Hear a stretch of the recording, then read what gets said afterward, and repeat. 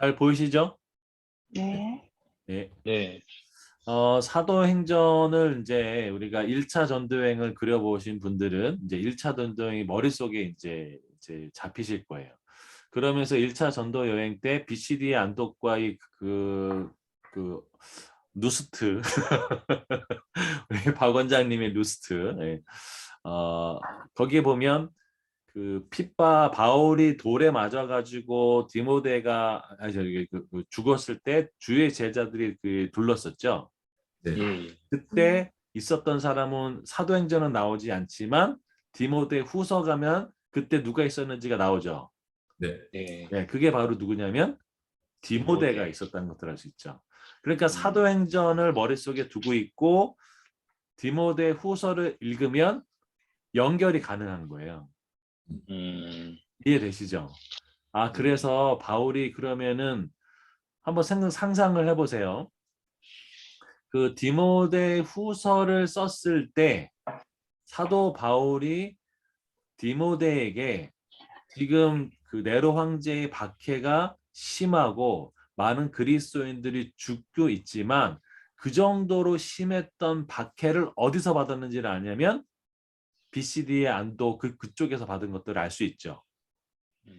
그런데 거기서 사도 바울이 죽었다고 시체가 팽겨쳐졌단 말이에요. 밖으로. 그렇죠? 네. 그래서 그 주의 제자들이 그 시신을 수습하려고 왔는데 놀라운 일이 벌어졌죠. 사도 바울이 툭툭 털고 일어난 거예요. 그것을 굉장히 어린 나이였던 디모데는 아주 깊게 뇌리에 박았겠죠. 그렇죠? 그러니까 거기에 사도 바울이 고난을 두려워하지 말아라 라고 하는 의미가 얼마큼 잘 전달됐는지가 이해가 되시겠죠. 네. 네, 이렇게 성경을 연결하면 이제 어떻게 될까요? 입체적으로 성경이 보이기 시작하는 겁니다. 이해되시죠? 네. 자, 이렇게 사도 바울이 이렇게 1차 전도여행 것도 그려봐서 이렇게 도움이 되는 듯이 사도행전 전체를 지리적인 관점으로 통과하는 말씀이 사도행전 1장 8절의 말씀이죠. 오직 성령이 너희에게 임하시면 너희가 권능을 받고 예루살렘, 여기가 이제 지역이 나오죠. 예루살렘, 유대, 사마리아와 땅끝까지 이르러 내 증인이 되리라 라고 말씀하셨죠. 그래서 여기 보면 사도행전 1장 1절부터 7장까지는 이게 다 사건의 배경이 예루살렘이죠. 근데 이 예루살렘에서 증인의 삶을 살아가는 사람들이 있죠. 누구 제일 먼저 나오냐면 베드로, 그리고 주님의 제자들, 그리고 거기에 이제 7 집사, 그 중에 스테반이 순교하는 것이 이 예루살렘에서의 증인된 삶을 나타납니다. 그런데 지금 사도행전 1장 8절에 보면 이렇게 돼 있죠. 권능을 받고 그 다음에 결국은 뭐 하라는 거죠? 증인이 되리라 라고 했죠. 증인은 어떤 증인인가요? 예수 그리스도의 부활을 그리스도의 복음을 예수 그리스도의 부활을 증거하는 증인이란 거예요. 한번 찾아보겠습니다. 그걸 제일 먼저 나온 게 어떤 것인지 볼게요. 사도행전 1장을 한번 펴보시죠. 자, 1장에 보면 예수님이 1장 8절에 내 증인이 되리라 라고 얘기하고 있죠. 자, 그러면서 제자들이 제일 먼저 한 게 뭐죠? 지금 예루살렘을 떠나지 말라고 주님이 말씀하셨고, 그래서 그 예루살렘에서 이제 쭉 오는데 지금 모여 있잖아요, 그렇죠? 다락방에 들어가서. 네. 자, 그런데 그때 다락방에 들어가서 자, 이해는 돼요. 베드로, 요한, 야고보 가장 예수님과 친했던 그 제자들이죠. 안드레 쭉 나오다가 14절 보면 특이한 장면이 하나 나오죠. 네. 여자들과 예수의 어머니 마리아와 라고 돼 있어요. 그러니까 주의 제자들은 뭐 먼저 나올 수 있다고 쳐요. 그런데 그 다음에는 적어도 예수님의 어머니는 나와야 될 거 아니에요. 근데 어머니보다 더 먼저 나온 여자들이 있어요. 누구죠? 여자들과라고 돼 있어요. 예. 왜 여자들이 먼저 나왔을까요? 예수님의 어머니보다도? 예수님 부활을 먼저 본 사람. 부활을 먼저 먼저 봤던 마리아, 막달라하고 마리아. 막달리 마리아. 그렇죠. 그러면 이 그 누가복음과 사도행전의 공통된 저자잖아요.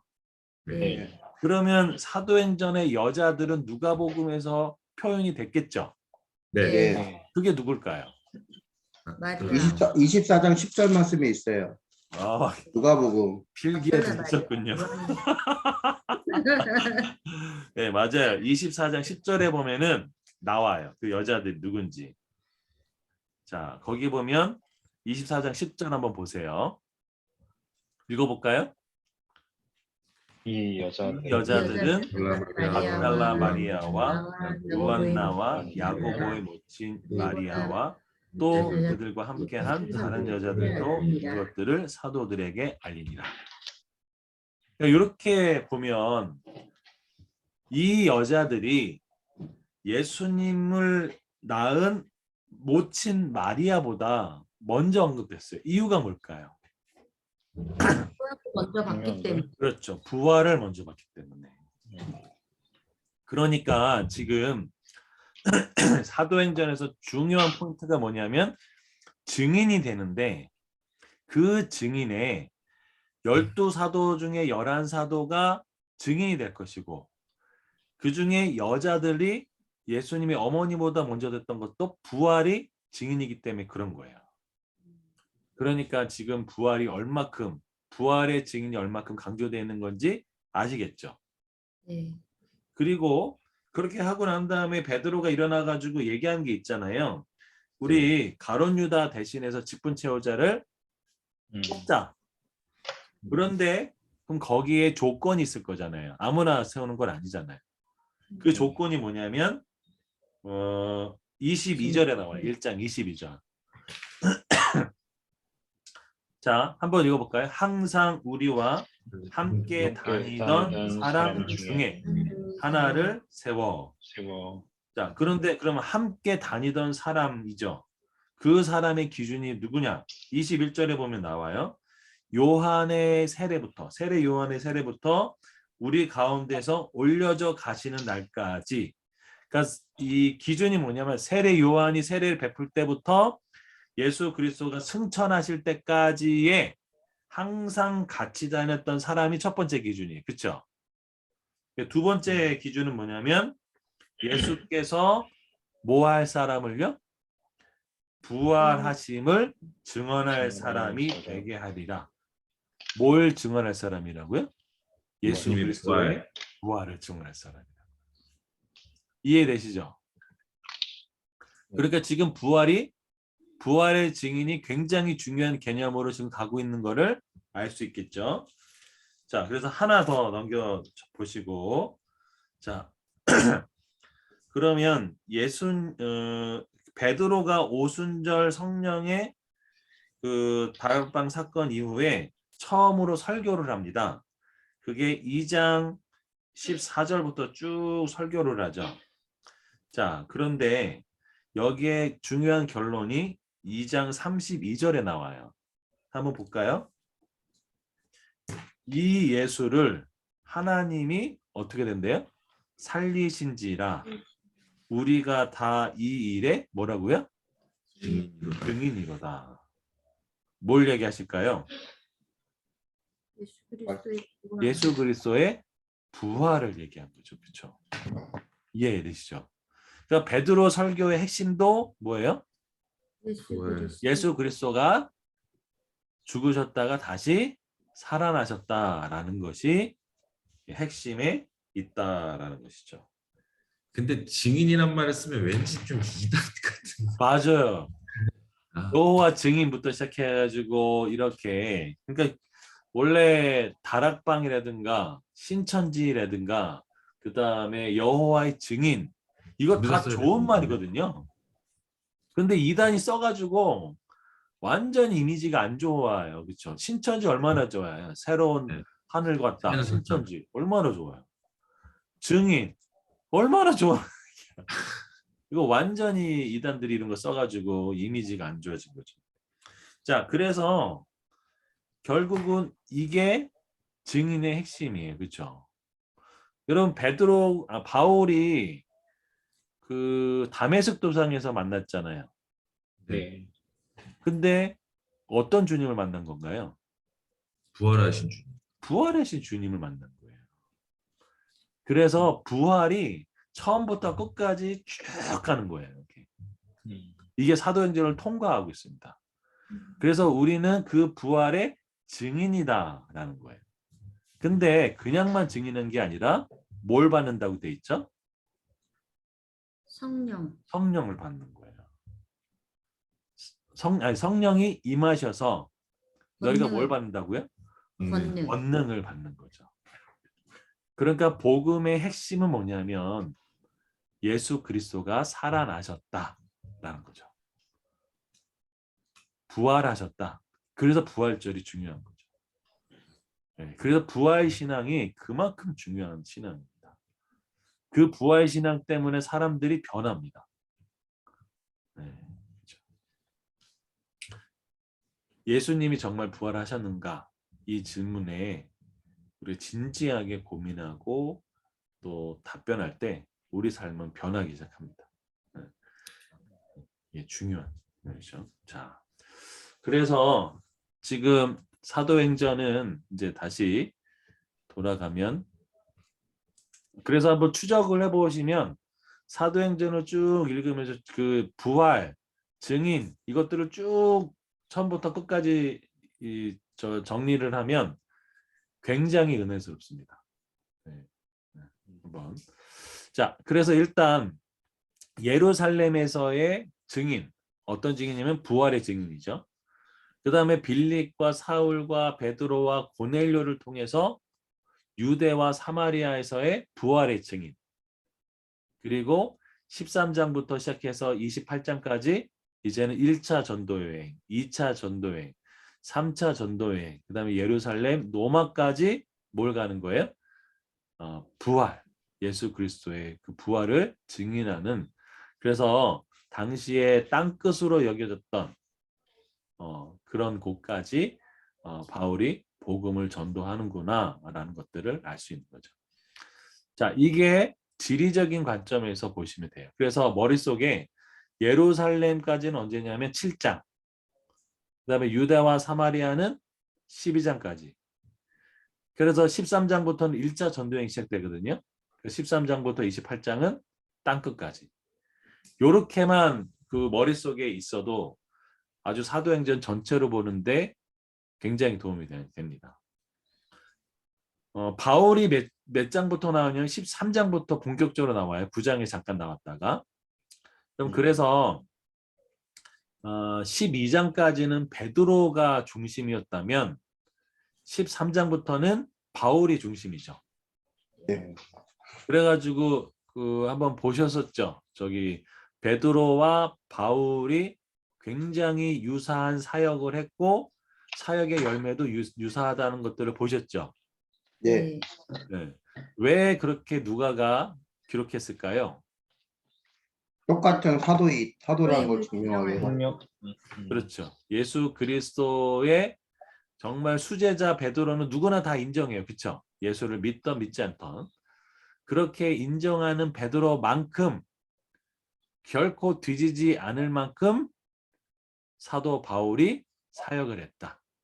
근데 어디의 사역자냐면 이방 선교의 사역자라는 것을 이야기하는 거예요. 이해되시죠? 네. 자, 이게 이제 머릿속에 이걸 갖고 계시면 좋습니다. 사도행전 하기를 잘했는 것 같다는 생각이 드네요. 네. 네. 이제 뭐 머릿속에 이제 딱 개념이 잡히시면 신약은 통과하실 수 있을 겁니다. 자, 이게 또 중요한 개념이 있는데 자, 우리 또 그 복음을 받은 너희 증인의 삶을 살 건데 너희가 뭘 받으면요? 성령을 성령. 받으면 예루살렘, 유다, 사마리아와 땅끝까지 이르러 내 증인이 되라고 할 거죠. 자, 여러분 그런데 1장 뭐 이거는 이제 아까 설명했으니까 넘어가고요. 이 잠깐만요. 여기를 하고 싶은 게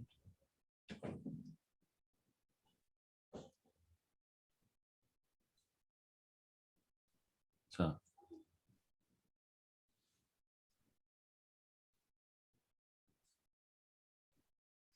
요걸 얘기해 드리고 싶어요. 구약에서 보면 이스라엘 백성이 하나님의 말씀과 모세의 언약을 통해서 세워졌고 그것이 새 언약에서는 예수 그리스도에서 성전된 우리 그리고 언약이죠. 근데 그 가운데 누가 계시냐면 성령님이 계시는 거예요. 그렇죠? 자, 하나님의 임재가 있다. 성령님이 우리와 함께 있다라는 것에서는 우리가 뭐가 되냐면 이제 하나님이 임재하시면 우리가 뭐가 되죠? 성전이 되죠. 네.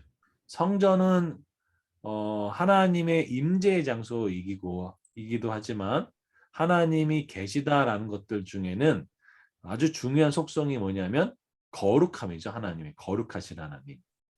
그 거룩하신 하나님의 그 거룩함이 지성소에서 성소, 성막, 이스라엘 땅, 열방까지 확산이 되는 것들을 보여줍니다. 그 거룩함이. 그게 어디 나오냐? 레위기 8장 1절부터 27장까지가 지성소에서 거룩하게 하신 하나님, 성소에서 거룩하게 하신 하나님, 성막에 있는 그 레위인들까지 거룩하게 하시는 하나님, 이스라엘 땅에서 이스라엘 백성을 거룩하게 하시는 하나님, 그리고 나중에 온 열방까지 어떻게 해요? 거룩하게 하시는 하나님이라는 거죠. 그래서 이 거룩함은 확산되기 시작하는 거죠. 그러니까 어느 지역에 한 교회가 세워졌다라는 것들은 결국 그 지역에 하나님의 뭐가 세워진 거냐면 통치, 또 하나님 나라, 그리고 하나님의 거룩함까지 파급되는 거예요. 그래서요, 성전된 우리가 권능을 받고 예루살렘, 유다, 사마리아 땅 끝까지 이르는 것이 하나님의 거룩함이 퍼져 나가는 것하고 똑같다라는 것을 이야기하는 것입니다. 자, 여기까지 이해되셨죠? 이제 언약 얘기도 이제 좀 지나면 해보도록 하겠습니다. 자, 1장을 보면 1장에 이제 이렇게 되어 있죠.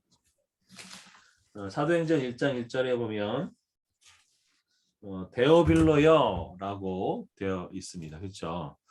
우리가 지난 시간에는 사도행전과 누가복음이 연결돼 있다라고 말씀을 드렸는데 누가복음 1장 1절에 보면 사도행전 1장 1절에 내가 먼저 쓴 글에는 이렇게 돼 있죠.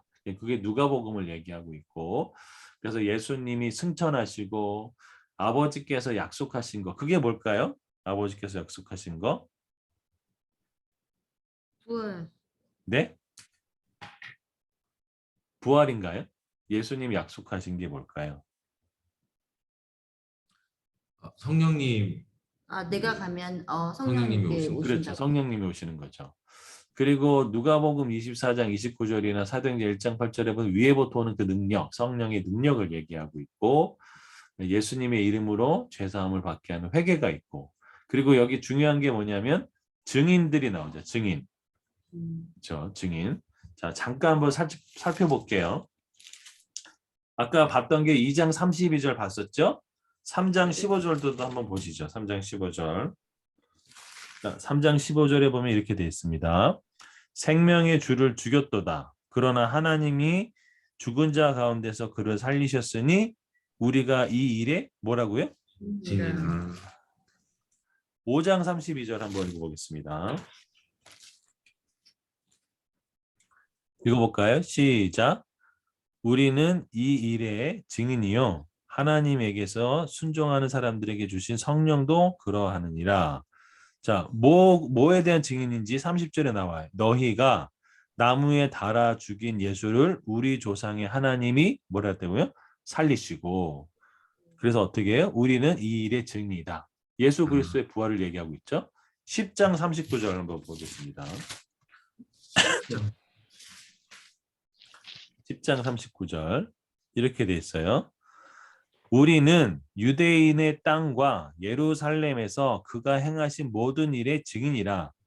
그를 그들이 나무에 달라 죽였으나 하나님이 사흘 만에 다시 살리사 나타내시되 모든 백성에게 하신 것이 아니요 오직 미리 택하신 증인 곧 죽은 자 가운데서 부활하신 후에 그를 모시고 음식을 먹은 우리에게 하신 것이라. 여기 명확하게 돼 있죠. 네. 네. 그러니까 39절도 증인 얘기 나오고 41절도 예수 그리스도를 죽은 자 가운데서 부활하신 그 부활의 증인으로 우리를 택하셨다라고 얘기하신 거예요. 그렇죠? 그러니까 그리스도인이 뭐냐라고 물었을 때는 예수 그리스도의 부활을 증거하는 사람들이에요. 그렇죠. 자, 이렇게 쭉 가는 것들 보게 되죠. 그다음 모든 족속에 전파하고. 자, 그럼 이제 우리 보면은 데오빌로라는 인물이 있습니다. 자, 거기에 보면 데오빌로를 누가복음 1장 3절에서는 각하라고 말을 합니다. 데오빌로 각하여라고 되어 있어요. 사도행전에서 각하라는 말이 사용되는데 총독 벨리스하고 베스도에도 그 각하라는 말을 써요. 자, 이게 그 헬라어로 크라티스토스라고 하는데 지존한 또 각하 가장 영예로운 그 의미를 가진 단어인데, 자, 이 데오빌로에 대해서 두 가지 견해가 있어요. 하나는 어떤 개인일 것이다. 아니면 공동체일 것이다. 왜냐? 이 언어를 분석해 보면 데오빌로라고 했죠. 자, 데오스 나면은 세오스, 그게 바로 뭐냐면 하나님이죠. 우리 대움, 한의원 있잖아요. 그렇죠? 이게 여기서 온 거예요. 데오스, 대움이. 그리고 필레오, 사랑하다, 친구가 되다. 그래서 다시 말하면 하나님을 사랑하는 사람 또는 하나님의 친구라고 돼서 1세기에 흔히 쓰였던 이름이에요. 그래서 이 두 가지 견해가 있는데 저는 개인적으로 데오빌로는 실제 로마의 높은 지위에 있는 관리일 가능성이 높습니다. 왜 그럴까요? 왜 그러냐면 예, 돈이 말씀하세요. 많았을 거니까 그렇죠. 종이 있다는 게. 지금 그 파피루스에다가 글을 썼죠. 네. 파피루스가 어마어마하게 비쌌어요. 음. 그러니까 그거를 비싼 거를 지금 한 장 뭐 이렇게 뭐 A4 한 장도 아니고 누가복음과 로마서를 기록할 정도면 굉장히 양이 많았겠죠. 음. 그리고 그 전편 누가복음, 후편 사도행전, 양 장난이 아니죠, 둘 다. 네. 근데 그거를 쓰려면은 누군가 아주 재정이 많은 사람이 도와줘야 되는 거죠. 여러분, 그렇게 재정이 많은 사람이 도와줄 때 뭘 하나요? 지금도 책 쓸 때 누구누구 도와줘서 고맙습니다 하요, 안 해요? 네, 하죠, 해야죠. 해야죠. 그게 헌정하는 거잖아요. 여기 그러면 네, 누가복음하고 사도행전도 그러면 데오빌로한테 쓴 글이잖아요.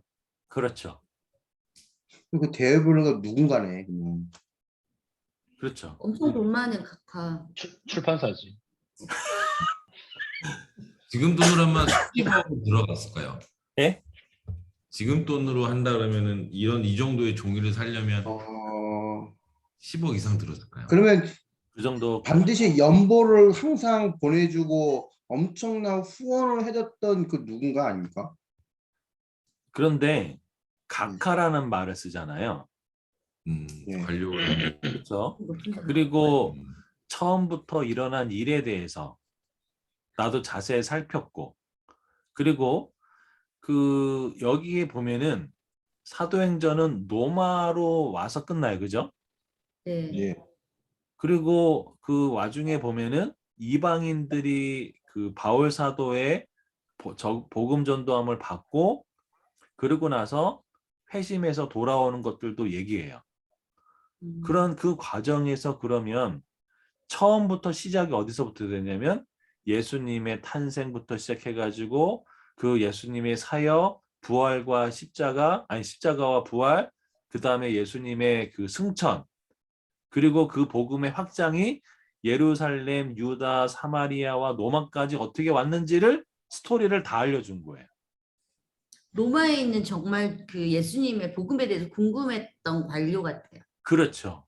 음. 이게 뭐냐면 저자의 의도죠.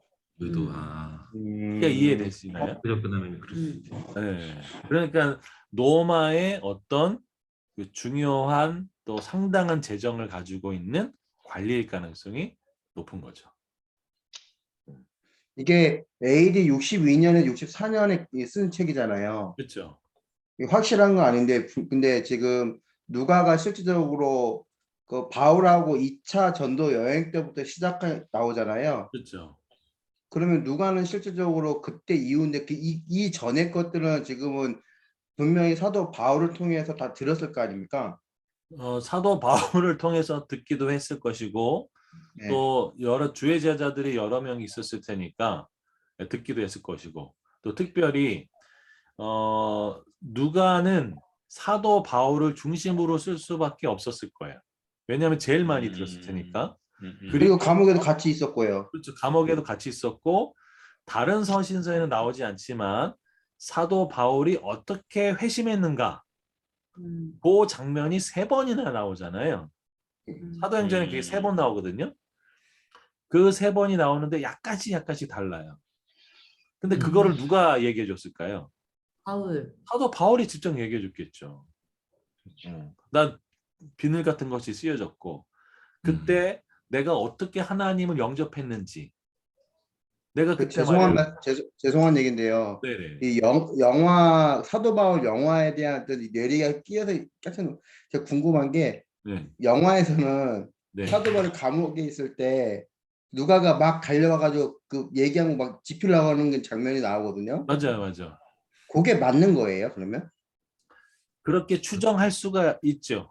왜냐하면 그 62년에서 64년이 사도 바울이 그 가택 연금 상태에 있었으니까 네. 그때 이제 그것을 기록할 수도 있죠.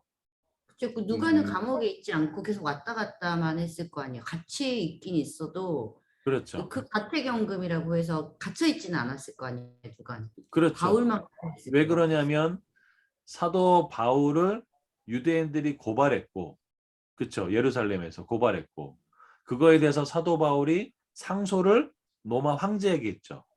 네. 누가가 한 게 아니니까. 네. 네. 그러니까 바울의 동역자들은 이 사도 바울과 함께 같이 배 타는 거는 말릴 사람이 없잖아요. 내가 돈 내고 배 타는데. 그래서 같이 동행했고 그러면서 사도 바울은 그 감옥에 갇혀 있지만 주의 제자들은 그 근처에 뭐 숙박집을 어떤 데에서 왔다 갔다 해가지고 얼마든지 그 얘기했겠죠. 그리고 이들의 가장 중요한 목적은 뭐냐면 복음을 전하는 거였잖아요. 네. 그죠? 그러니까 그 사역자들이 목회자들이 그 생계를 내려놓고 전적으로 복음을 전하는 그 전임 사역자들이 있듯이 이들도 그렇게 해서 복음에 대해서 더 많은 사람을 알려주게 하기 위해서 썼겠죠. 그래서 중요한 로마의 관료에게 아 이게 이렇게 된 거구나 해서 스토리식으로 아주 굉장히 정교하게 쓰여졌잖아요. 그렇죠? 그러면서도 베드로가 이런 사람인데 바울도 이런 사람이구나 라는 것들을 보여주면서도 그러면서도 지리적으로 예루살렘, 유다, 사마리아와 그 로마까지 오게 되는 여정을 쫙 그려놓고 그러니까 굉장히 문학적으로 뛰어난 사람이에요. 엄청나게. 이거를 보여준 거죠. 그렇죠. 뭔 얘기하다가 여기까지 왔지. 영화 얘기하던. 네. 그래서 뭐 어디서 핀트가 갑자기 빠져들었지. 누가 갑자기 꼬였는데. 네, 헌정했다부터 아 맞아. 네. 헌정해가지고 데오빌로가 누구냐? 네. 데어빌러가 누구냐? 데오빌로 데오빌로가 누구였냐? 누구였을까 그런 추천. 사람이었을 가능성이 이제 있다. 높다라는 거죠. 물론 교회 공동체로 볼 수 있어요. 왜냐하면 데오빌로여라는 말 자체가 그 흔한 이름이었단 말이에요. 그러니까 이 의미는 두 가지 의미를 가능하고 있죠. 하나는 실명이 아니라 교회에서 쓰는 예를 들면 뭐 성자의 이름을 쓰고 있는 그 저기 누구야 천주교에서 뭐 그걸 뭐라 그러죠? 저기 세례명. 세례명이 누구듯이 데오빌러 하나님의 사랑하는 자 뭐 이렇게 했는데 거기 각하라는 말 붙여보니까 굉장히 고위의 그 관리가 그리스도의 공동체 안에 들어올 수도 있었을 것이다. 그리고 모든 서신서는 한 명만 보는 게 아니라 교회 공동체는 다 어떻게 했을까요? 읽어주잖아요. 돌려받겠죠. 그리고 바울의 그 스토리는 기록할 만한 가치가 있었겠죠. 네. 그게 만약에 이 누가복음이 기록되지 않았더라면 성령이 어떻게 왔는지가 설명이 안 되는 거예요. 그렇죠. 그렇잖아요. 아니 왜 그리고 교회가 어떻게 탄생한 거예요? 교회라는 거는 없었잖아요. 네. 원래 없었단 말이에요. 유대인의 회당만 존재했지. 근데 어떻게 교회가 생겼냐? 이것도 설명해 주는 거예요. 이거 굉장히 중요한 책인 거예요. 예, 되시죠? 네. 예. 언제든지 질문은 환영합니다. 네. 자, 그래서 이게 데오빌로여라고 됐고요. 그 다음에 이제 우리가 알 거는 이제 그 사도행전 1장 1절부터 2절에 보면 이렇게 나와 있죠. 내가 먼저 쓴 글에는 이라고 돼 있죠. 1장 1절에.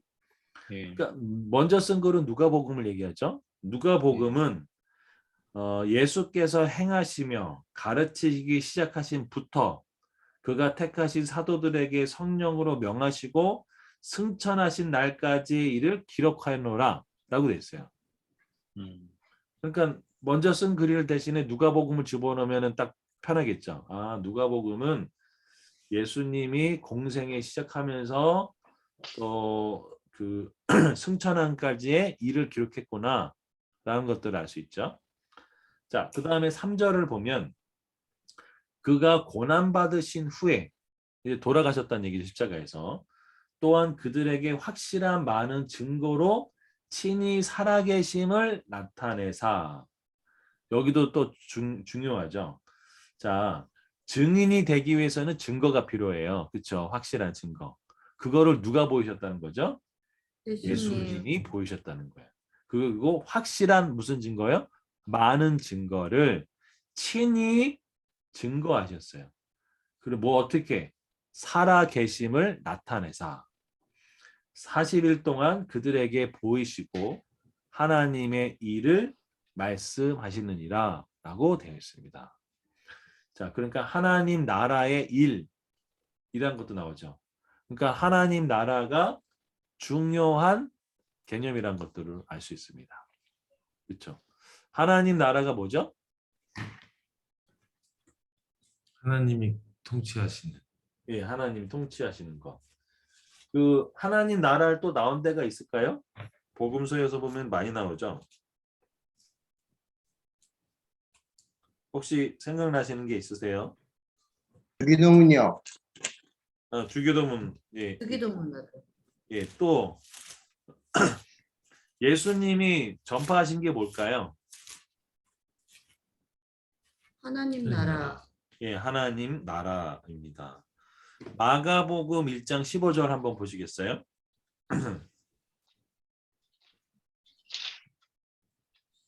한번 읽어보십시오. 마가복음 1장 15절.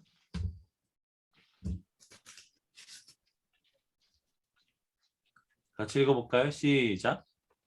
이르시되 때가 차고 하나님의 하나님 나라가 나라가 가까이 가까이 왔으니 왔으니 회개하고 회개하고 복음을 아, 여기 보면 누가 하셨냐면 예수께서라고 14절에 나오죠. 그러니까 예수님도 뭐에 대해서 알려주냐면 하나님의 나라라고 알려주신 거죠. 주기도문은 왜 그럴까요? 주기도문은 왜 하나님 나라일까요?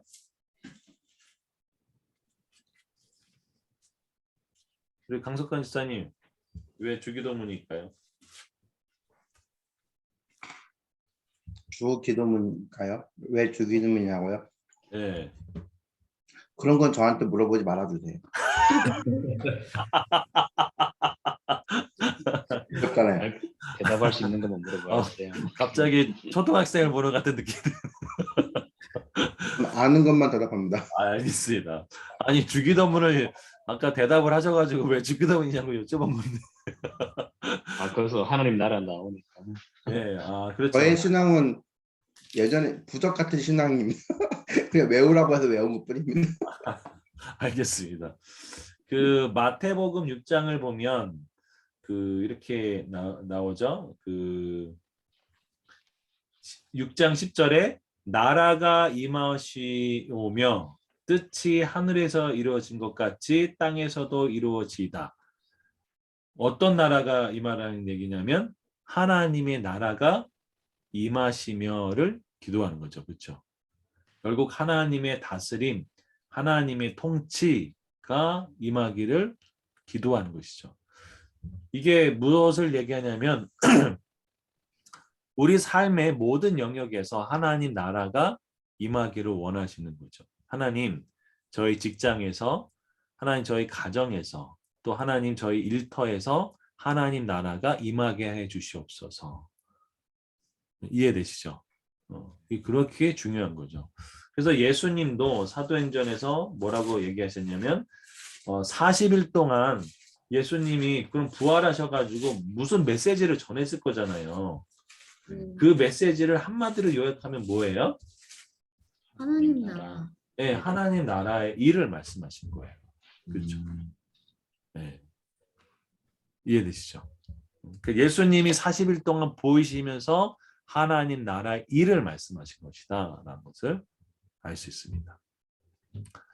자, 그래서 40일이라는 그 단어 굉장히 성경에서 중요한 단어를 쓰고 있는데 왜 그러냐? 노아의 홍수 심판도 40일이었고 야곱이 죽음 후에 매장을 준비하는 시간도 40일이었고요. 모세가 율법을 받는 시내산에 그 시간도 40일이었어요. 가나안 정탐을 했던 것도 40일이고 블레셋 사람들이 40일간 나타났고 유다의 제 에스겔에 보면은 유다의 제를 네가 40일 동안 담당할 거다 에스겔 선지자에게 얘기하고 요나가 40일 후에 느느웨에서 심판을 외칩니다. 그리고 예수님이 40일 동안 금식하세요. 그리고 예수님이 부활 후 40일 동안 나타나셨어요.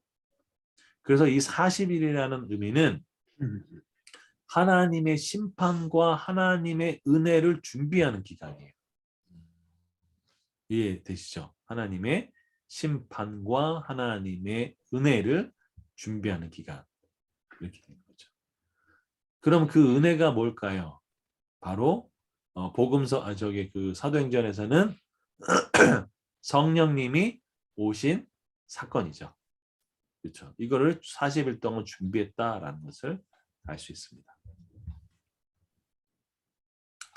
자, 한번 보시죠. 예수님의 사역은 고난을 받기 전에 사역과 고난을 받은 후의 사역이 나타나죠. 자, 누가복음에서는 먼저 쓴 글에는 예수님이 행하시고 가르치시고 성령으로 명하셨는데 고난을 받으시고 나서 예수님은 어떻게 행하셨느냐? 확실히 많은 증거로 나타나셨고 예수님이 살아계심을 나타냈고 40일 동안 그들에게 보였었죠. 그럼 뭘 가르치셨냐? 하나님 나라의 일을 뭐라고요? 말씀하셨다라고 그랬죠.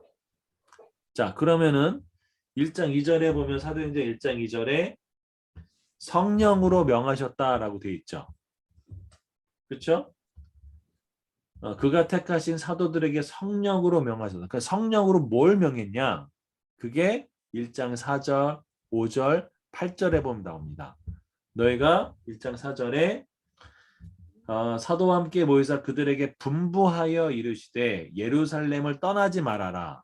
그리고 내게서 들은 바 아버지께서 약속하신 것을 기다려라.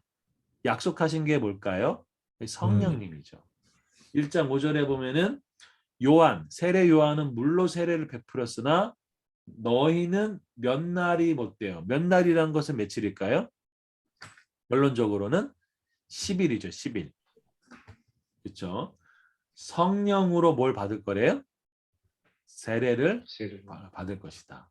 그리고 8절에 보면은 성령이 너희에게 임하시면 너희가 권능을 받고 라고 되어 있습니다.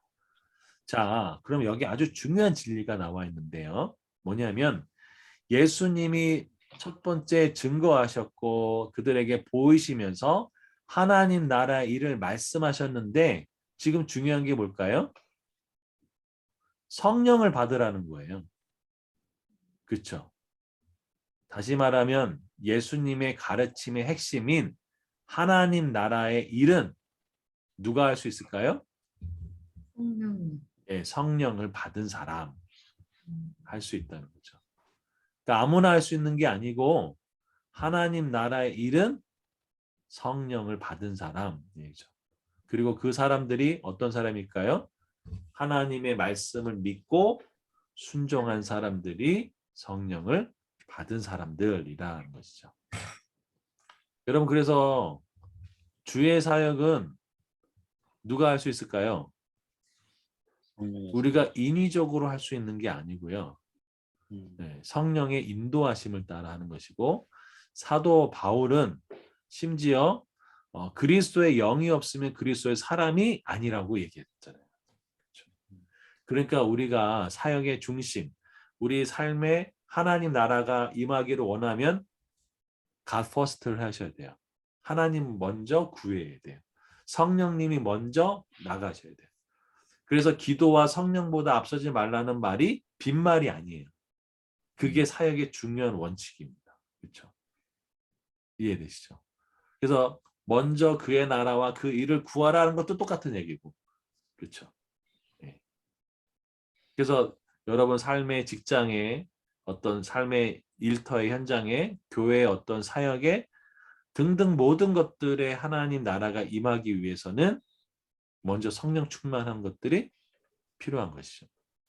그렇죠? 이게 하나님 나라의 원리가 작동하는 원리라는 거죠. 그러면 하나님 나라는 어떻게 형성이 되나요? 하나님이 내 삶을 통치하고 다스려야만 하나님 나라가 임하죠. 근데 그게 아니고 예수님 밑으로 내려오세요. 제가 올라가겠습니다. 라고 하면 하나님 나라가 아니라 내 나라가 되는 거죠. 그래서 중요한 게 하나님의 나라가 임하고 하나님의 통치가 임하고 우리가 주의 일을 감당하려면 내 삶의 중심이 내가 아니라 하나님으로 바뀌어지는 것이고 바울은 너희는 술 취하지 말라 이는 방탕한 것이니 오직 성령의 충만을 받으라 라는 그 의미도 내 삶의 중심이 내가 아니라 하나님이 되어야 된다는 것들을 이야기하는 것이죠. 이해되시죠? 네. 그게 하나님 나라의 의미라는 것이죠. 자,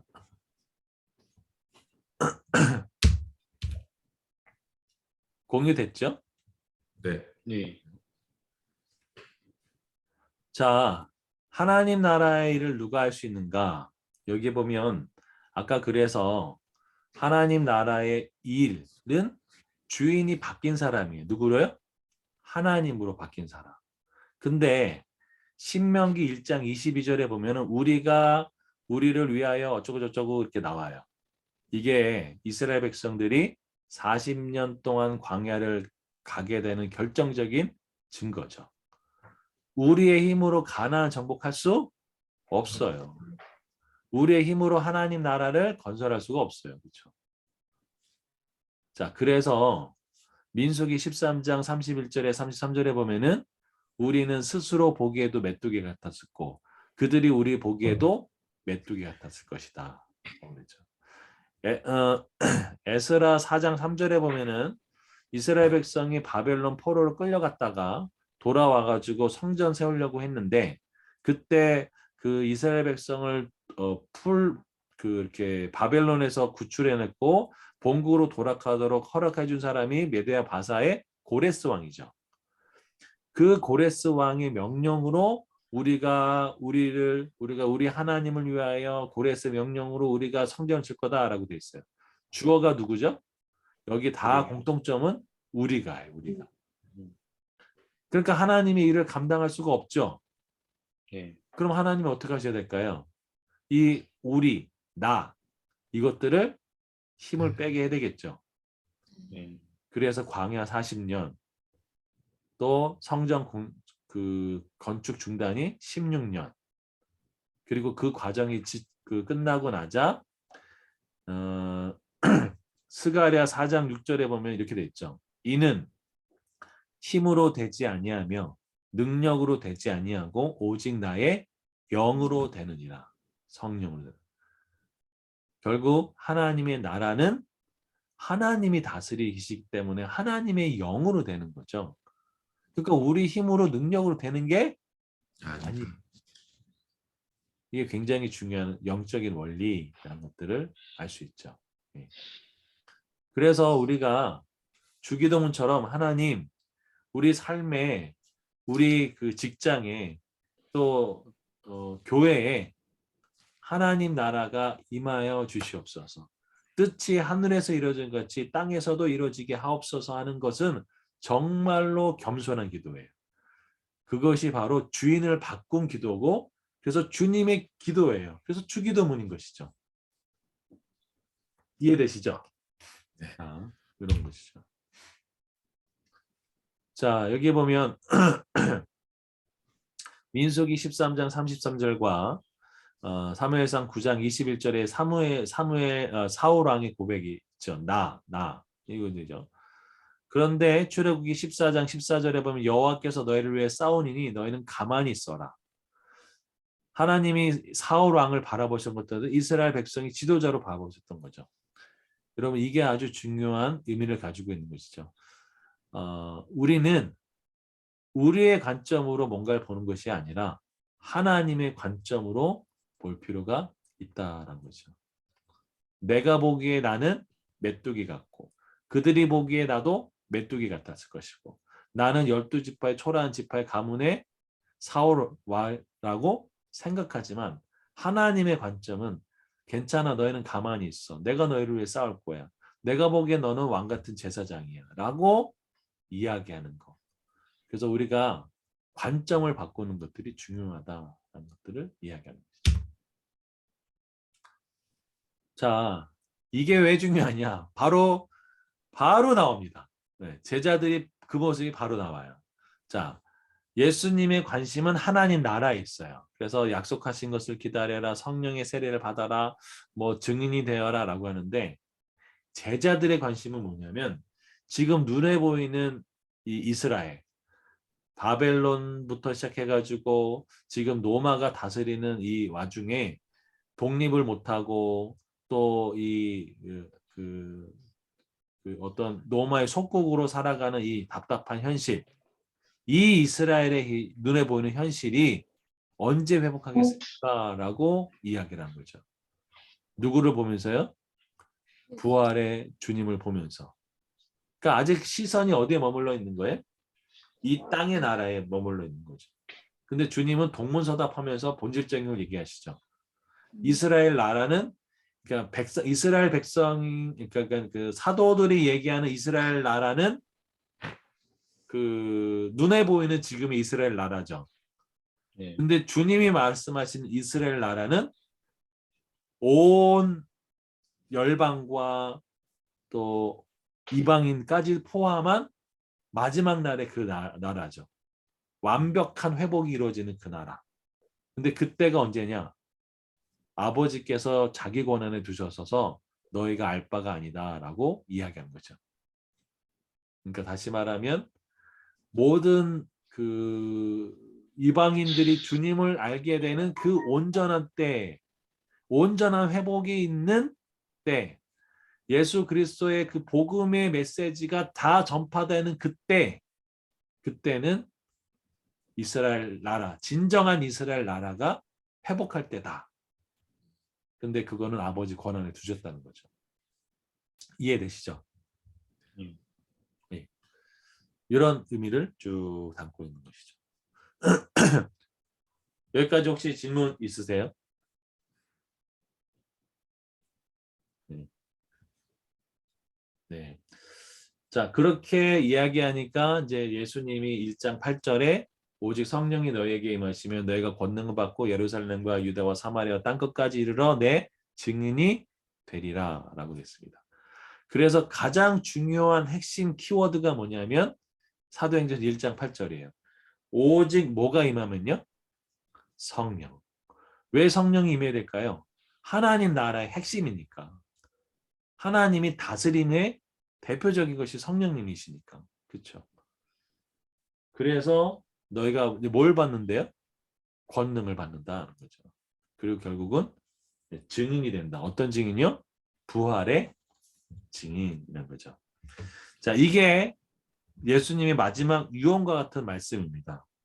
그래서 9절에 보면 이 말씀을 마치고 그들이 보는데 올려져 가시니 구름이 그를 가리어 보이지 않게 하신다. 구름이 왜 갑자기 나타났을까요? 구름은 뭘 상징할까요? 성경에서? 하나님의 하나님의 임재. 임재. 하나님의 임재요. 임재를 상징하죠. 자, 10절에 보면 올라가실 때 제자들이 자세히 하늘을 쳐다봤겠죠. 그랬더니 흰 옷 입은 두 사람이 그들 곁에 서서 말해요. 뭐라고 얘기냐면 갈릴리 사람들아 어찌하여 서서 하늘을 쳐다보느냐. 너희 가운데 올려지신 이 예수는 하늘로 가심을 본 그대로 오시리라 하였느니라. 이게 예수 그리스도의 뭔가요? 재림이죠. 재림. 그래서 실제로 이 감람산에 가면 이스라엘 거기 보면 뭐가 많을까요? 무덤이 많습니다. 무덤. 아, 왜 많을까요? 재림 때 처음 뵈려고. 그렇죠. 엄청 많아요, 진짜 무덤.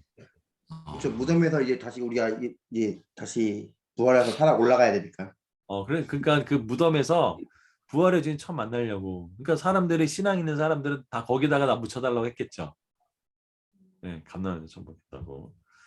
자, 12절에 보면은 제자들이 감람원이라 하는 산으로부터 예루살렘에 돌아오니 이 산은 예루살렘에서 가까워 안식일에 가기 알맞은 길이다라는 거죠. 그러니까 안식일에 갈 만한 길이 몇 킬로였을까요? 1.2km. 네, 보통 1.2km에서 2km 사이를 봅니다. 자, 그래서 최대 2.8km까지 보죠. 2.8. 그래서 이 정도면 충분히 왔다 갔다 할 수 있는 거리라라는 것이죠. 자, 여기 보면은 마운틴 오브 올리브라고 돼 있죠. 자, 지금 여기가 그 헤롯 성전이에요. 헤롯 성전. 그죠? 자, 그래서 여기 보면은 여러분 그 에스겔에 보면 에스겔이 그 환상 가운데 이 하나님의 임재가 이제 여기 그 두 기둥 사이와 여기 그 어디냐 여기 제단 사이에 있고 그 이제 하나님의 임재가 저기 근문에 있어서 여기서 어디로 가냐면 여기로 갑니다. 감람원. 그리고 여기서 어디 갈까요? 예, 바벨론으로 쭉 가요. 자, 지금 에스겔의 환상에서 하나님의 임재가 떠나가지고 그 감람원에 그러니까 그 올리브산에 그 온 것처럼 예수님도 그렇게 떠나시는 것 똑같습니다. 똑같아요. 자, 예, 그래서 그 구약을 연결해서 보면 되게 겹치는 게 많죠. 예.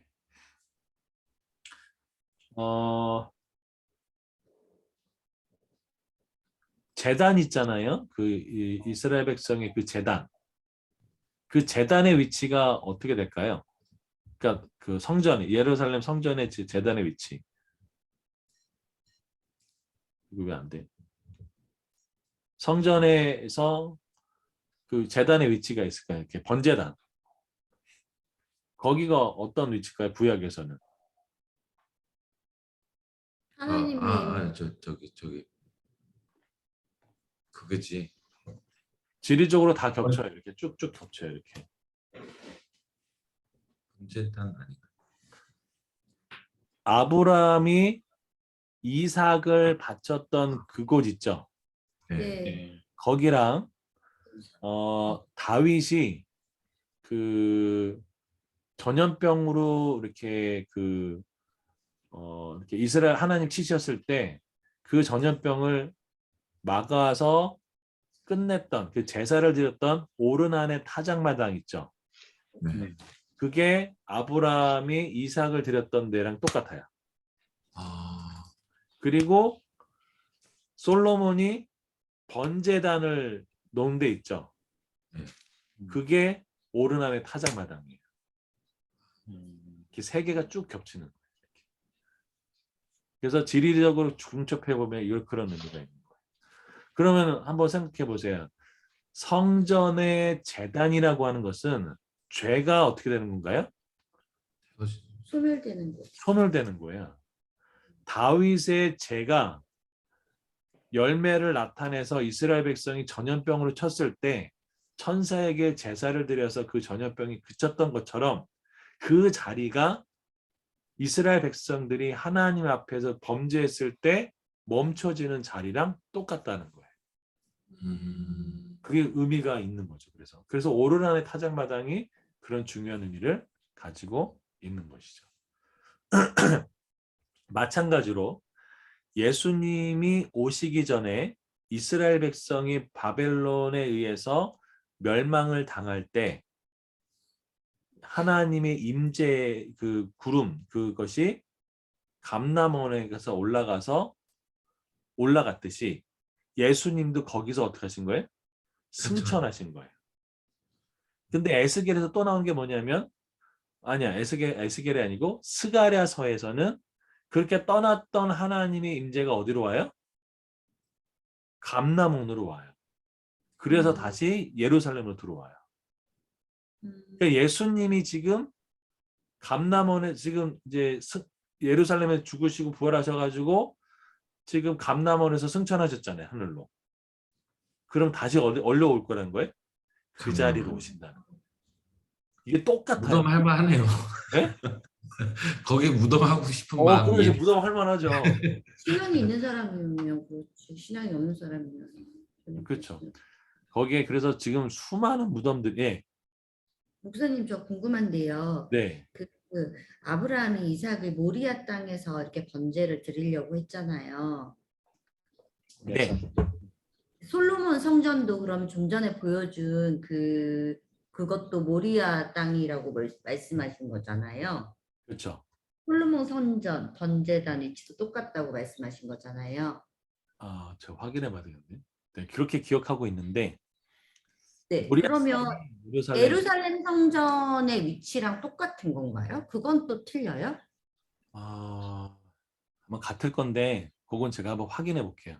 지금 그렇게까지 점검은 안 하는데 제가 그렇게 기억은 그렇게 하고 있거든요. 근데 분명한 거는 이건 확실해요. 오르만의 타작마당하고 솔로몬 성전에 터가 있는 건 같아요. 네, 그건 확실히 같아요. 네. 근데 이게 창세기 할 때 모리아 땅 이때도 맞아요. 말씀해 주신 솔로몬 성전 맞아요. 말했어요. 근데 똑같다고. 그게 정확하게 구절이 생각이 안 나가지고 확인은 해볼게요. 네. 모리아 땅하고 일치가 되는지 확인해 볼게요. 아마 아니 그래서 맞을걸요. 궁금한 게 감난산이 이렇게 있고 모리아 땅의 위치를 잘 몰라가지고 어딘지를 상상이 안 돼요. 감난산은 알겠는데 모리아 땅이 어디? 저기 나와요? 나와요? 집에서 봐야겠다. 그림으로 지도로 보고 있습니다. 나와요? 모리아 땅은 어디 쪽에 있어요? 모르겠어요. 그림으로 나와 있습니다. 제가 한번 확인해 볼게요. 그 저기 그 네. 자료가 어디 있을 텐데 그거 한번 확인해 볼게요. 거기까지 제가 알고 그 기억하고 있는 걸로 그렇게 얘기를 했는데 확인해 볼게요. 그거는 이렇게만 나와 있어요? 목사님 보이세요? 네 보여요. 알고 있습니다. 오, 자료를 뭐야. 여기가 그 저기죠 성전. 네, 예, 성전. 해놓고 그러니까 예. 감난산도 여기 있고 네, 성전도 여기 있었잖아요, 목사님. 그렇죠. 네. 그 성전이 솔로몬 여기 성전이랑 이게 감난산이에요. 음. 감난산이고 그러면 솔로몬 성전이 이게 솔로몬 땅이 있는 성전이에요. 성전이 있는 데가 모리아 땅인 거예요? 성전이 있는 주위가? 아까 제가 얘기했던 대로 하면 그게 맞아요. 음. 근데 그게 지금의 예루살렘인지는 제가 지금 잠깐 헷갈려가지고 확인해 보겠다고 말씀을 드린 거예요. 네, 감사합니다. 네. 근데 분명한 거는 오르난의 타작마당하고 성전의 번제단 위치는 그건 맞아요. 그러니까 거기는 일치됩니다. 자, 그리고 그 다음에 다시 볼게요.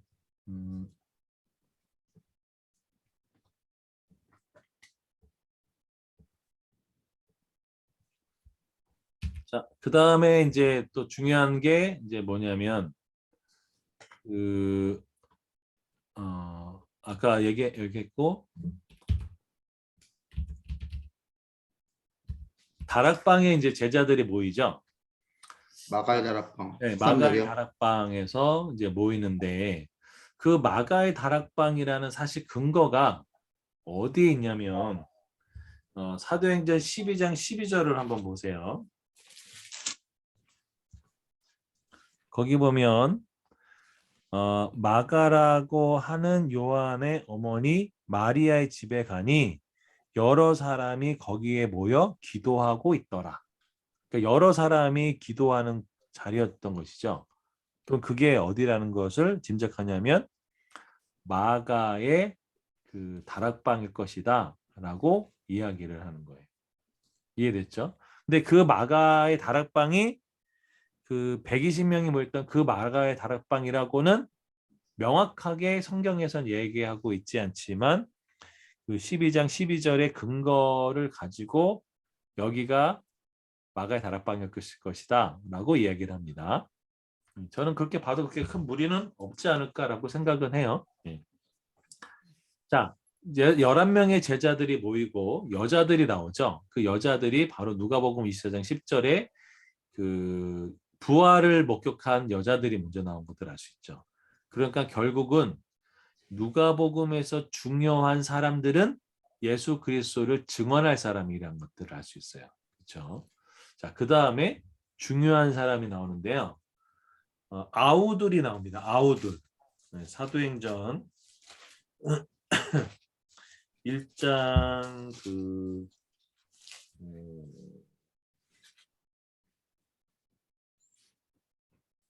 14절에 보면 예수의 어머니 마리아와 예수의 아우들과 더불어 마음을 같이하여 오로지 기도에 힘쓰니라.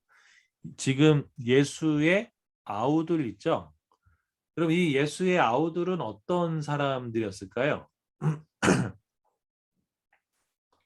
어떤 사람이었을 것 같으세요? 예수님의 예수님 복, 다음으로 난 네.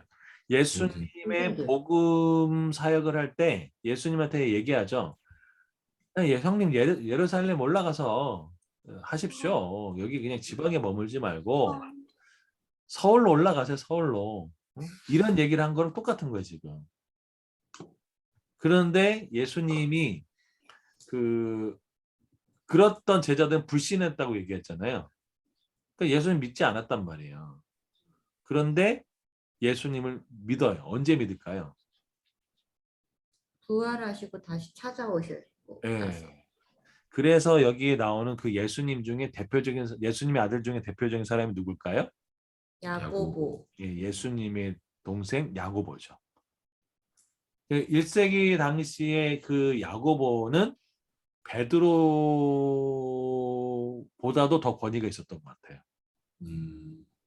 왜 그러냐면 예수님은 예수 그리스도를 믿지 않는 유대인들에게도 존경을 받았어요. 그리고 또 그 야고보가 그 사람을 보냈을 때 베드로가 놀라서 자리를 피했죠. 그 이방인 같이 먹을 때. 굉장한 권위적인 인물이고 그 사도행전 15장에 보면 이방인들이 할례 행하고 율법을 지키는 문제를 결정했던 사람이 누구냐면 야고보예요. 이거 굉장히 초대교회 중요한 역할을 했던 사람이죠. 이해되시죠? 예. 자, 그러니까 이들에게는 여러분 그 제자들이 예수님을 믿기 쉬웠을까요? 예수님의 동생들이 예수님을 믿기 쉬웠을까요?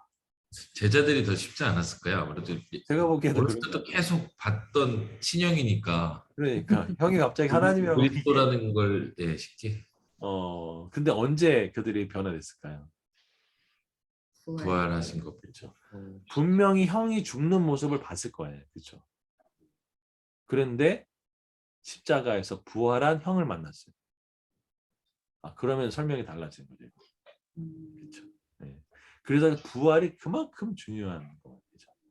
그러니까 우리는 지금 어떤 하나님 만나냐면 부활하신 하나님을 만나는 거예요. 그렇죠.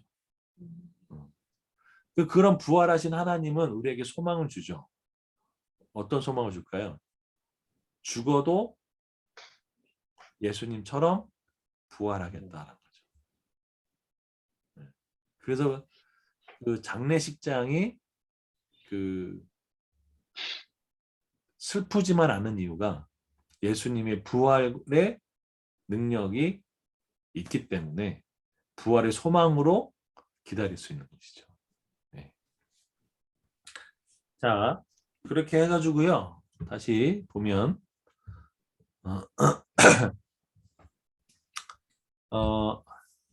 120명은 이제 뭐 그 사내들인 공회에 120명 고인원인데 뭐 하냐면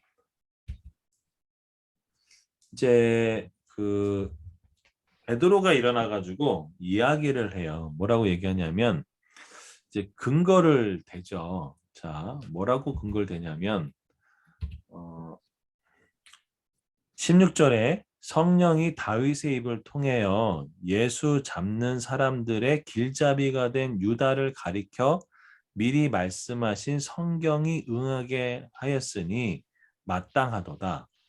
이 사람은 본래 우리 수 가운데 참여하여 이 직분의 한 부분을 맡았던 자라. 이 직무에 이 사람이 불의의 싹수로 밭을 사고 후에 몸이 곤두박질하여 배가 터져 창자가 다 흘러나온지라. 이 일이 예루살렘에 사는 모든 사람에게 알려져 그들의 말로는 그 밭을 알게다마라 하니 이는 피밭이라는 뜻이라. 여기서 이제 알게다마라는 것이 있죠. 이건 이제 아람어입니다. 시편에 기록했을 때 그의 거처가 황폐하게 계시며 거기에 거하는 자가 없게 하소서 하였고 또 그의 직분을 타인이 취하게 하소서 하였도다. 지금 이게 누구의 고백이냐면 다윗의 고백이에요. 그러니까 다윗은 지금 누구를 예언한 거예요? 예수 그리스도의 오심과 예수 그리스도를 팔 사람에 대해서도 예언한 거예요. 그리고 그 사람을 어떻게 했냐면 하나님 그의 거처 황폐하게 해주십시오. 그리고 그의 직분을 타인이 취하게 해주십시오라고 기도한 거예요. 그걸 지금 누가 해석한 거냐면 베드로가 알려준 거예요. 자, 여기 보면 아주 중요한 그 의사 결정의 과정이 있어요. 자, 지금 우리 예수님 제자가 원래 12명이었는데 가룟유다 줬으니까 우리 한 명 더 뽑을까? 그래, 그럼 누구 뽑지? 너 해. 이게 아니라는 거예요. 어떻게 한 거냐면 성경을 보니까 다윗이 그의 직분을 취해서 다른 사람에게 주라고 하지 않았냐? 라고 누가 얘기한 거예요? 베드로가 얘기한 거예요. 그러니까 철저히 뭐에 근거하냐면 말씀의 근거에서 이야기를 한 거예요. 자, 그래서 이야기를 하죠. 뭐라고 얘기하냐면 그 21절, 22절에 보면은 이제 아까 읽었었죠. 그렇죠? 자, 그런데요. 여러분 이 알게다마라고 하는 거 있잖아요. 예레미야 19장 6절 거기가 한번 읽어보시죠. 예레미야 19장 6절. 이게 흰놈의 아들의 골짜기라는 피밭이란 거 동일한 곳입니다. 한번 찾으신 분 읽어주십시오. 19장. 6절요? 19장 6절? 네. 그러므로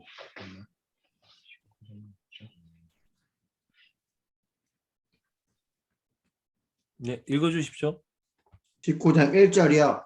6절이요, 6절. 그러므로 보라, 다시는 이곳을 도벳이나 흰놈의 아들의 골짜기라 부르지 아니하고 오직 죽임의 골짜기라 부르는 날이 이를 것이라 여호와의 말이니라. 예, 이게 바로 피밭입니다. 골짜기인데요? 네. 그래서 예언한 거네요. 예언한 거라고. 그 예언이 성취된 거라니까요. 네. 근데 지금 시편도 이렇게 예언했고 예레미야도 이렇게 예언한 거예요. 네. 네. 그러면 피밭은 뭐냐? 진짜 피가 흐르냐? 이게 아니고 그 점토가 붉잖아요. 이제 그 토기장이들이 왜 흙 퍼오잖아요. 그래서 도자기 만들고 그러잖아요. 그런 밭으로 표현된 것이 바로 토기장의 밭으로 추정되는 곳이다라는 거예요. 이해되셨죠? 네. 자, 그래서 아까 이제 이 말씀의 근거에서 그러면 우리가 한 사람 더 뽑자라고 하는데 두 사람이 추천이 됩니다. 23절에 보면 그들이 두 사람을 내세우니 하나는 바사바, 별명은 유스도라 하는 요셉이요, 하나는 matti아라라고 되어 있어요. 자, 여기 보면은 자, 바사바 또는 요셉이라고 얘기하고 있죠. 자, 지금 수식어가 누구가 지금 많이 붙어 있죠? 요셉. 예. 바사바. 네, 바사바로 하고 별명은 유스도라 하는 요셉. 지금 바사바, 요셉, 유스도 이게 세 번이나 강조돼 있죠. 근데 강조되어 있지 않은 사람이 있어요. 누구요? matti아.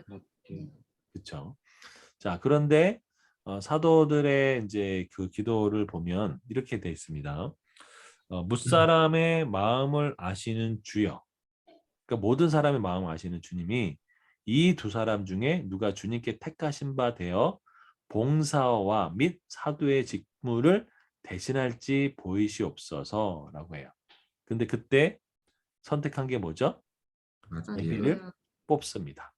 그때 누가 얻어져요? matti아가 얻어지는 거죠. 그렇죠? 자, 그러면 바사바라는 게 의미가 뭐냐? 바디메오 있죠. 바디메오, 바사바. 여기 바는 누구누구의 아들이라는 거예요. 그러니까 디메오의 아들 바디메오, 바사바는 사바의 아들 이런 의미예요. 유스도라는 의미는 의로운 사람, 올바른 이런 의미겠고요. 요셉은 하나님께서 더하실 것이다라는 거예요. 근데 matti아는 뭐래요? 여호와의 선물이 이름이 뜻입니다.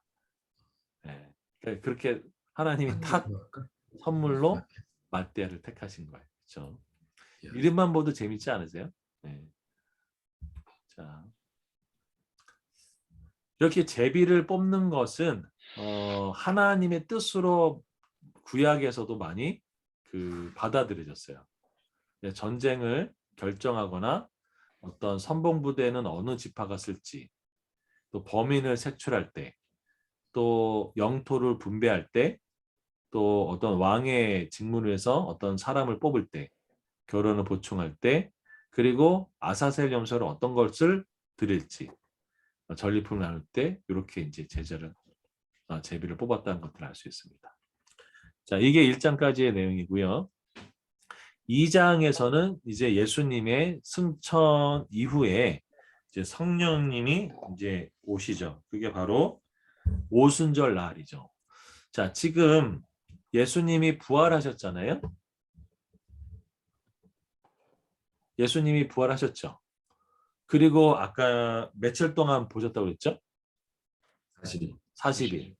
그 40일 후에 승천하셨죠. 네. 그리고 지금 2장에 보면은 오순절 날이 있죠. 오순절은 50일을 얘기하거든요.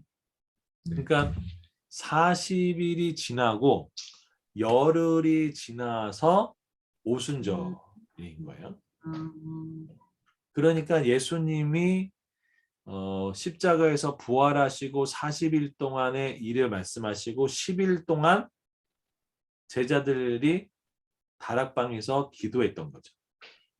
네. 그렇죠. 근데 몇 명이 남았을까요? 120, 네. 원래 몇 명이 보이셨죠, 예수님이? 500명. 500명에게 보였는데 나머지는 어디 갔어요? 왜 없어요? 네. 그러니까 120명만 남은 거예요. 그 120명이 뭘 받아요? 성령. 성령을 받아요. 자, 네.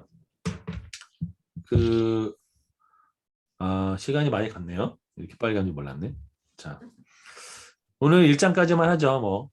네. 네. 네. 예. 네. 이렇게 하고요. 그럼 목사님, 네네.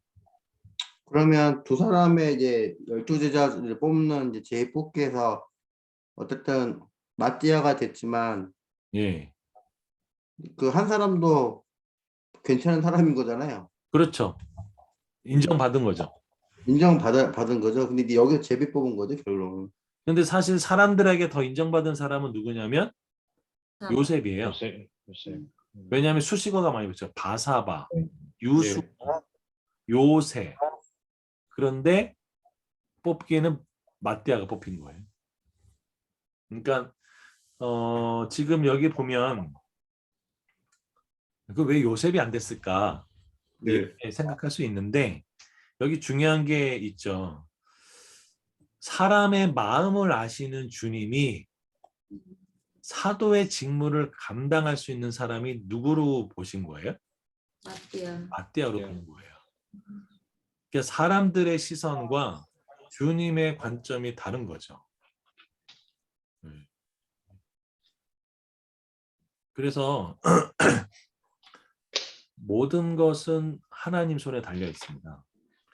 제가 옛날에 새로운 교회라고 거기에 이제 그 강의 나갈 때가 있었어요. 근데 주일 아침에 그 지역 교회에서 제가 그냥 봉사 차원으로 유치부 설교를 한 적이 있었거든요. 꽤 오래전 얘기죠. 그런데 이제 그때 제가 이렇게 차를 우리 가족을 다 태우고 굉장히 어렸을 때예요. 코너를 돌다가 오토바이랑 제가 충돌을 해요. 그래가지고 정말 깜짝 놀랐어요. 근데 이제 주일이거든요. 저 지금 그래도 유치부 설교를 하러 가야 된단 말이에요. 얼마나 황당했는지 몰라요. 근데 그때 하나님께 질문했단 말이에요. 아니 이제 새로운 교회에서 이제 콜링이 왔어요. 이렇게 가는 거기 와 사역해달라고 뭐. 근데 뭐 아니에요. 하면서 우리가 그 전날 밤에 우리 욕심이 있었나 보다 하고 막 그 회개의 기도도 했었단 말이에요. 그랬는데 그런 사고가 아침에 났어요. 그래가지고 제가 그때 주님 왜 이 사고가 난 거냐고 저 지금 설교하러 가려는데 이제 왜 그런 것입니까? 라고 했는데 주님 뭐라고 하는지 이렇게 얘기해 줬어요. 윤서야 내가 허락하지 않으면 네가 아무리 작은 자리도 설 수 없다라고 얘기하셨어요. 제가 그때 정말 충격 먹었어요. 근데 제가 그때 어떻게 생각했냐면 아니 뭐 유치부 설교 뭐 대충 뭐 다 있지 뭐 어려운 것도 아니고 라고 생각했어요. 그래서 그렇게 뭐 충분히 잘 설교할 수 있을 거야 이렇게 생각하고 갔던데 사고가 난 거예요.